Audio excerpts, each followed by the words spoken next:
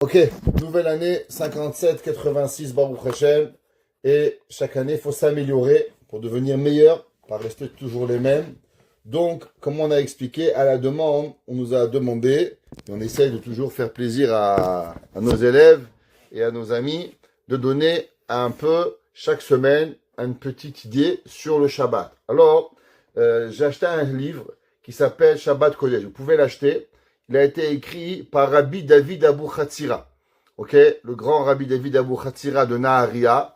Le livre, il parle que sur Shabbat, sur la sainteté du Shabbat, et on va l'étudier ensemble, avec votre permission, pas longtemps, 5-6 minutes tous les jeudis soirs. Avant, ça sera la préface pour le cours de la paracha. Donc, essayez de venir à l'heure, comme ça on commence à l'heure le cours de Shabbat, et après, de la paracha Be'ezrat Hashem pour pouvoir commencer. Alors je vous conseille, ceux qui veulent acheter le livre, ils peuvent acheter le livre, ou ceux qui veulent, je peux leur acheter aussi le livre. Il est que en hébreu, il n'est pas traduit en anglais, et le livre il m'a coûté $43 plus taxes, donc voilà, à peu près $45 pour arriver. Voilà, ça c'est pour le cours. Alors, Shabbat, un jour incroyable, c'est pas pour rien, on commence par Rachat Bereshit, la création du monde. Shabbat, on dit chaque semaine, Zechel Maaseh Bereshit, on va expliquer pourquoi, même dans la fin de ce cours, pourquoi Shabbat il s'appelle Zechel Maaseh Bereshit. Mais beaucoup de gens, quand ils entendent parler de Shabbat, pour eux le Shabbat c'est une angoisse. Il y a beaucoup de gens qui disent, Rabbin, vous savez, Shabbat c'est bien, mais Shabbat c'est long, Shabbat c'est beaucoup d'interdits, Shabbat c'est difficile, encore en hiver, ça va, il fait froid dehors, ça commence à 4-5 heures et ça finit à 4-5 heures, alors il n'y a pas vraiment le temps de faire, et il y a le temps samedi soir d'aller bowling, manger la pizza de Pizza Pita qui est très important pour les gens, parce que comme c'est qu'ils n'ont pas mangé le Shabbat, je sais pas comment ils arrivent à rentrer à manger un morceau de pizza. Moi, quand je finis Shabbat, j'arrive même pas à sentir le manger. Bon, récemment, on a mangé, mais je sais pas pourquoi ils courent à Pizza Pita ou je sais pas où. Il en reste, c'est que Shabbat, si on veut profiter du Shabbat à chaque seconde, on a besoin de comprendre l'importance du Shabbat. Si on comprend pas l'importance du Shabbat, alors malheureusement, on le voit comme un fardeau, on le voit comme une difficulté. Exemple, juste pour pouvoir comprendre, il y a des gens, ils demandent à des parents, vous avez combien d'enfants? 3 enfants? 4 enfants? 5 enfants? Comment vous faites? Moi, j'ai une question à demander. Vous êtes tout seul, comment vous faites? Comment t'es pas angoissé, tu rentres chez toi, il n'y a pas d'enfants, il n'y a pas de petits-enfants, il n'y a rien. Bon, malheureusement, celui que il lui a pas donné, je parle pas de ça. Mais je parle des gens qui ont fait des décisions de pas avoir des enfants dans leur vie. Est-ce que c'est possible? Demandez à une maman, dis-moi, tu préfères dormir ou avoir des enfants? C'est qui le parent, le papa ou la maman, qui va réfléchir une seconde que les enfants sont moins importants que sa sieste du soir ou de la nuit? C'est incompréhensible. La réponse, elle est, celui qui n'a pas d'enfant, il peut pas comprendre. C'est dur ce que je dis, mais pour pouvoir apprécier un enfant et pouvoir comprendre ce que c'est un enfant, c'est seulement des parents. Des enfants ne peuvent pas comprendre qu'est-ce que ça veut dire des parents. C'est pas pour rien que la Gemara, dans Masechet Shabbat, page 10b, la Gemara dit comme ça. Ça marqué dans le verset Ve'ata daber el bnei Israël. Akadosh Baruch Hu, il a dit à Moshe, toi Moshe Rabbeinu, parle au bnei Israël, Ach et shabbatotai tishmerum. Vous garderez mon Shabbat, ki ot hi beni u benechem. Car le Shabbat, il est un signe entre moi et vous, les dorotechem, pour les générations. La da'ad ki ani Hashem et kadishchem. Akadosh Baruch Hu, il dit, qu'est-ce que c'est Shabbat? Shabbat, c'est le signe avec quoi nous savons que Akadosh Baruch Hu, il a sanctifié le peuple juif. Ça veut dire, un homme, il doit savoir qu'est-ce que c'est Shabbat. Shabbat, c'est le sentiment qu'on va expliquer de la sanctification que nous avons entre nous et Akadosh Baruch Hu. Pour comprendre cela, la Gemara dit comme ça. Amar lo Akadosh Baruch Hu le Moshe. Dieu, il a dit à Moshe Rabbeinu, Matana Tova, Yeshli Bevet Genazai. J'ai un cadeau dans mes trésors. Ve Shabbat Shema. Alors imaginez-vous, Akadosh Baruch Hu, il a créé le monde, il a créé l'Everest, il a créé les plages de Miami, il a créé la plage de San Diego, il a créé l'Australie, il a créé le soleil, il a créé la lune, il a créé toutes ces merveilles. Tout cela, ils sont pas dans les trésors d'Akadosh Baruch Hu. Qu'est-ce qui se trouvait dans les trésors de Dieu? Se trouvait seulement le Shabbat. Et Akadosh Baruch Hu, il dit à Moshe Rabbeinu, j'ai un cadeau. Regarde le monde, magnifique, extraordinaire. Toute la création, tout ça, c'est ouvert. Maintenant, tu sais qu'est-ce qu'il y a dans le fin fond de mes trésors? Bevet Genuzai. J'ai pas marqué Bevet Otsaro. Il y a deux genres de trésors chez le roi. Il y a le coffre-fort, où juste tu ouvres la porte et tu trouves. Ça s'appelle Bet à Otsar en hébreu. Bet Genazai, c'est l'endroit caché. C'est-à-dire que même dans le coffre-fort, il y a encore là-bas une chambre où là-bas c'est fermé, que personne n'y peut rentrer. Et il dit, qu'est-ce qu'il y a là-bas? Là-bas, il y a le Shabbat. Ve'ani mevakesh litna li Israël l'er ve'odiam. La Gemara dit que Dieu l'a dit à Moshe Rabbeinu, regarde, je voudrais leur donner, mais d'abord, j'ai envie que tu vas et que tu leur dises que j'ai envie de leur donner un cadeau. Le Seporno. Le Seporno, il dit, qu'est-ce que ça veut dire cette histoire que Dieu, il dit, va, je vais donner un cadeau et je veux que tu vas leur dire que je veux donner un cadeau. Pourquoi on doit aller dire au peuple juif qu'on va donner un cadeau? Le Seporno, il dit, on a appris, ceux qui ont appris dans nos cours, il y a un mot que vous savez tous. Un mot qu'on a répété 1 million de fois dans le Ramchal. Yitbonenut. Si vous ne connaissez pas ce mot, vous ne connaissez pas le cours de Rabbin Kremizi. Yitbonenut, ça veut dire réflexion. Le Ramchal, le Mesilat Yesharim, il nous a appris un mot. Que toute la vie, elle est basée sur un seul mot. La réflexion. On n'agit pas comme ça. On mange pas, on boit pas, on dort pas, on se marie pas, on fait pas une mitzvah. Ça n'existe pas. Toujours avant tout, il y a une réflexion. Le Ramchal nous a appris que chaque chose que l'on fait, que si malheureusement elle est faite tordue, c'est à cause d'une seule point. C'est à cause que la personne, elle n'a pas réfléchi avant de quoi faire. Les gens, souvent, ils sont dans l'action-réaction. Nous, on est dans la prévention, action-réaction. D'abord, on prévoit qu'est-ce qu'on veut faire. Il dit le Seporno, l'homme, pour pouvoir avancer, l'homme, pour pouvoir comprendre, il faut avoir une réflexion. Un homme, il va à un mariage. C'est quoi un mariage? Il sait, dans une semaine, j'ai un mariage. Il fait coiffer sa perruque. Il fait coiffer il met au pressing sa robe, son costume. Il fait cirer ses chaussures. Il trouve un babysitter. Il se prépare. Aller à un mariage, quand on est un parent, c'est un budget. Trouver le babysitter, payer le babysitter, prévoir l'argent pour donner l'eau, pour donner au cadeau, à quelle heure on va aller, à quelle heure on va revenir, qui c'est qui va faire, demain matin, est-ce que je prends pas un rendez-vous trop tôt pour aller au travail? C'est une préparation pour pouvoir arriver au mariage. C'est là. Si on veut boire un verre de lechaïm, alors on prend un taxi, on prend pas la voiture, chas v'shalom. Ça peut être dangereux, on va en Uber. Tout le mariage, il peut exister seulement s'il y a une préparation. Il dit le Seporno. Vous savez comment le Shabbat, il peut exister à la personne? Le Shabbat ne va exister seulement quand la personne, elle va se préparer mentalement. Plus on se prépare mentalement au Shabbat, et plus le Shabbat, il pourra avoir un effet sur vous. Mais si le Shabbat, il vous vient, il vous frappe dans la tête, comme il disait le Rav Reikin, les gens, ils oublient que le vendredi, il est après le jeudi.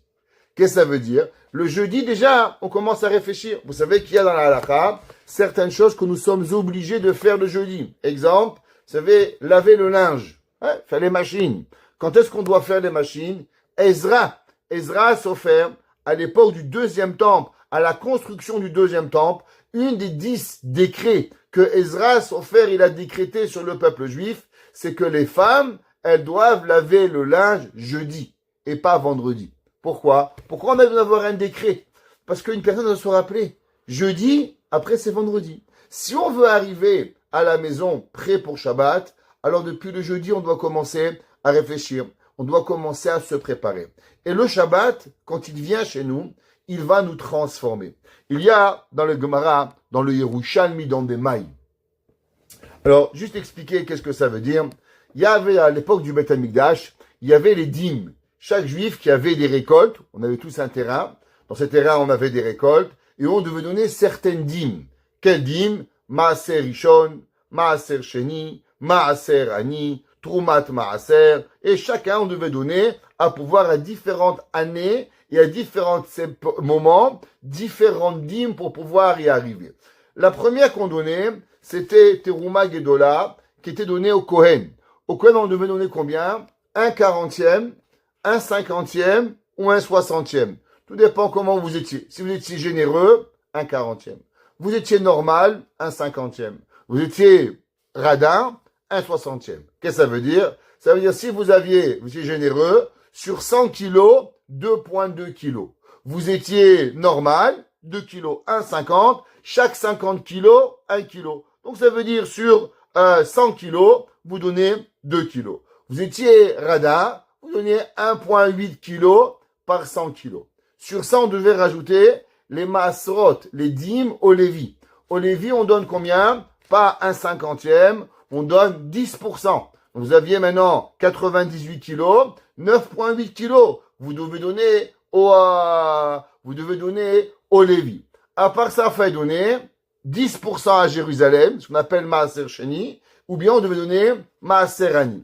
Ça pouvait calculer et faire beaucoup. Alors, il y avait beaucoup de gens où malheureusement, ils ne donnaient pas les dîmes. Ils ne donnaient pas la dîme. Pourquoi? Parce qu'ils ne voulaient pas perdre l'argent, ils voulaient manger. Malheureusement, si une personne, elle mange de sa récolte sans avoir mangé et sans avoir prélevé les dîmes, elle est chayav mita. C'est comme si vous avez mangé, pas du cochon, pire. Du cochon, c'est seulement une transgression, 39 coups de bâton. Manger de la récolte sans avoir prélevé les dîmes, c'est chayav mita. C'est très grave. On est coupable de mort du ciel. Alors, Hachamim, ils ont instauré que quand on achetait nos récoltes d'un homme qui n'était pas religieux, on avait l'obligation de recommencer la dîme. Ça veut dire que si on achetait 10 kilos, on redonnait 200 grammes, et on redonnait 1 kilo, et on refaisait tous les masrot. Pourquoi? À cause de façon, ce qu'on avait peur, que malheureusement, on allait manger de la récolte sans avoir été prélevé, ce qui aurait dû être prélevé. Le Yerushalmi dans des mailles, il dit qu'est-ce qui se passe si vous êtes invité un Shabbat chez un homme pas très religieux. Chez un jour de Shabbat, il vous invite un homme pas religieux et vous voulez manger. Maintenant le Shabbat, c'est compliqué de prélever les dîmes parce que les dîmes, c'est pas sûr qu'on a le droit. Si c'est une dîme de la Torah, c'est interdit, c'est metaken. Midi Rabbanan, c'est assourd, dans Ben Hashmashot, c'est moutar. Quoi faire? Le Yerushalmi dit, vous savez c'est quoi le Shabbat? Le Shabbat, il est tellement puissant que généralement les gens y mentent. Ils disent, ouais, ça va, c'est pas grave, j'ai fait. Le Yerushalmi dit qu'un homme, le jour du Shabbat, la sainteté, elle est tellement grande qu'elle nous empêche de mentir. Ça veut dire pourquoi l'homme y ment? L'homme, il veut se débarrasser de la mitzvah. Là, quand il a, ah, ça va, j'ai prié, ça va, j'ai fait shacharit, ça va, j'ai mis tefillin, ça va, j'ai fait mincha. Le mensonge, il vient généralement parce que la personne, elle n'a pas envie de confronter la réalité. Mais le jour du Shabbat, la Kedusha, elle est tellement grande, dit le Yerushalmi dans des mailles, Perekded Alach Aleph, que le Shabbat, il nous donne cette envie de vouloir faire plus. C'est pas pour rien. Regardez la synagogue. Regardez les gens. La semaine, il y a beaucoup de gens, malheureusement, ils viennent pas à la synagogue le Shabbat. Pourtant, le Shabbat, ils y vont. Pourquoi il y a plus de gens qui viennent à la synagogue le Shabbat qui vont la semaine? Pourquoi il y a plus de gens qui vont faire des chalotes, qui vont faire des repas, qui vont faire plusieurs mitzvot le Shabbat que la semaine ils font pas? Eh ben, la réponse, elle est simple. Vous croyez c'est parce que vous avez du temps? C'est pas vrai. Le vendredi, vous avez moins de temps parce que vous devez cuisiner pour vendredi soir et pour Shabbat. Alors pourquoi on a cette envie de faire plus de mitzvot? Eh ben, c'est notre Neshama Yetera. Le Shabbat, la Neshama Yetera qui rentre chez nous, cette sainteté particulière qui rentre, elle va nous donner l'envie de pouvoir pour pouvoir y arriver et nous donner. Et d'où elle provient cette Kedusha? Eh bien, le Zohar, il nous écrit, et nous la Mechita, c'est écrit aussi, que c'est la sainteté que nous allons ressentir quand Mashiach il va venir. Cette Kedusha de sainteté sans immersion du mal, eh bien, tous les Shabbats, vous la ressentez. C'est pour ça qu'on dit Shabbat, c'est Me'en Olam Haba. Qu'est-ce que ça veut dire Me'en Olam Haba? La même façon que dans le monde futur, il n'y aura pas de tentation de mal, pareil, Shabbat, la tentation du mal, elle est amoindrie. Nos forces saintes sont beaucoup plus grandes pour pouvoir y arriver. Mais pour ça, la personne ne doit pas recevoir le Shabbat avec un décret. La personne ne doit pas ressentir le Shabbat comme une punition. Pour pouvoir cela, on a besoin de ressentir le Shabbat comme un cadeau, comme quelque chose d'extraordinaire que Akadosh Baruch Hu nous donne. Et avec cela, on peut recevoir ce canal extraordinaire, ce canal de prière, ce canal de réproximité avec Akadosh Baruch Hu, ce canal où on a envie de devenir une meilleure personne. Et c'est pour ça que les lettres Shabbat, et on finira avec cela, les lettres Shabbat, elles veulent dire deux choses. D'abord, Shabbat, c'est un nom, c'est le 7e jour. Elles veulent dire aussi Bochet. Bochet veut dire la honte. C'est quoi? Le Shabbat, quand on a la Neshama Yetera, alors on a honte de nos mauvaises actions de la semaine. Et ça vient aussi dire Shabbat, Milachon la chouve. Ça nous donne un réveil de Teshuvah. La personne, par elle-même, la sainteté du Shabbat, elle vient. Et c'est pour ça que le Shabbat, qu'est-ce qu'on dit? Baruch ata Hashem, Mekadesh ha-Shabbat. Qui nous donne ces forces particulières? Ces forces particulières, elles sont un cadeau d'Akadosh Baruch Hu.